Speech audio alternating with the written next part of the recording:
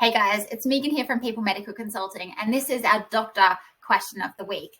Now, doctors approached us just recently and mentioned that their clinic had asked them to sign a statutory declaration confirming that they were leaving the DPA area.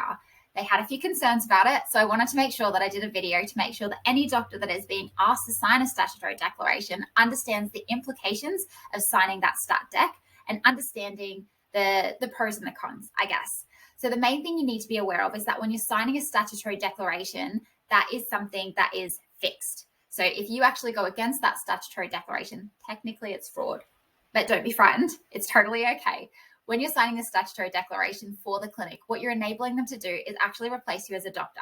So when you're leaving a clinic, you're leaving an entire patient base behind. And the practice wants to make sure that when your patients come in and they have to say, oh no, Dr. Such and such isn't with us anymore, but you can go and see this new doctor that we have that has come in to replace you. That's really important for a clinic because a clinic is actually a business. They're obviously there to house you and make sure that patients are being looked after, but they still need to be getting enough money through the door to be able to keep their doors open. So being able to replace you is really important. So understand that the idea of signing a statutory declaration can be really intimidating, but it is really important for the business purposes of the clinic.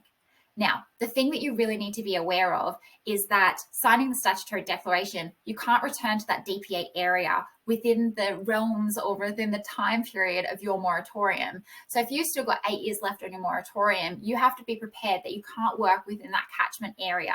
So if you go onto the Doctors Connect map and have a look at the catchment area of your current clinic, you can hover over it and it actually gives you the boundaries. So just have a look there. And as long as you're pretty certain that, it's unlikely I'm going to want to work in this catchment area, sign the statutory declaration, give that through to the clinic so that they can continue running their business and you can move on to the bigger and better things that you're moving on to.